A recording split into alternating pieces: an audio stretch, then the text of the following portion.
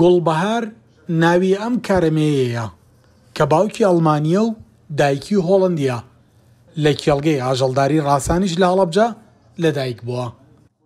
ئەمە بەرهەمی نوێترین داهێنانی پیشەسازی و زانستیە کە بریتیە لە کەڵدانی دەستکرد بۆ بزن کە بۆ یەکەم جارە لەسەر ئاستی عێراق و هەرێمی کوردستان ئەم کردەیە ئەنجام بدرێت و سەرکەوتنیش تۆمار بکات.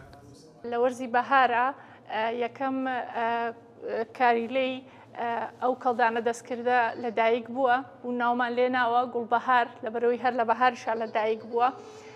گوڵبەهار دوو ڕۆژە لەدایک بووە.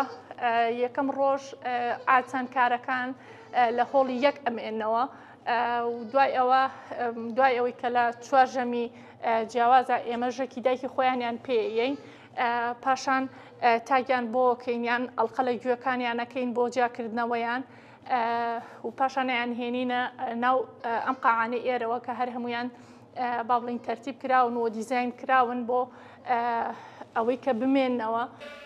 لێرە بە پلانی نوێ سروشتی ئاژەڵداری لە هەرێم بەرەو پیشەسازی دەبرێت. کەڵدانی دەستکردیش بەکارهێنرا بۆ چاکسازی لە سیستمی جینیدا.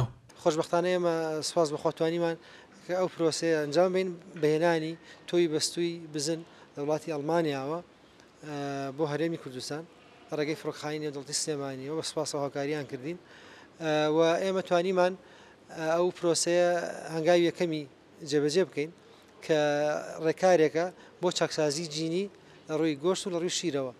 بۆ نمونە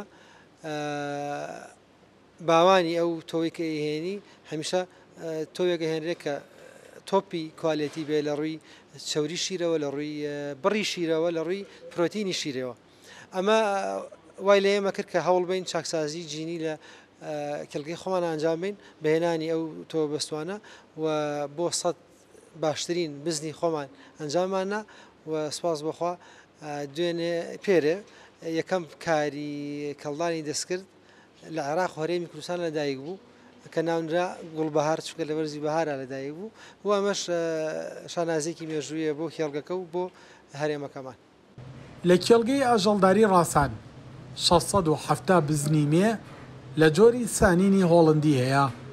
تێکڕای گشتی ئاستی شیردانیان بزنانە 3.4 لیتر شیرە ڕۆژانە ئەگەرچی هەندێک لەم بزنانە ڕۆژانە 6 لیتر شیر دەدەن. نوێترین سیستمی دۆشینیش لە کێڵگەکە پەیڕەو دەکرێت بە شێوازێکی زانستیش سەرپەرشتی دەکرێن.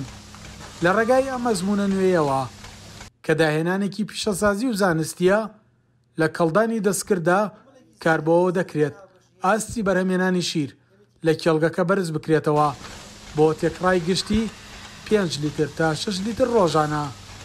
سەلاح جەمیل، کورسات نیوز، هەڵەبجە.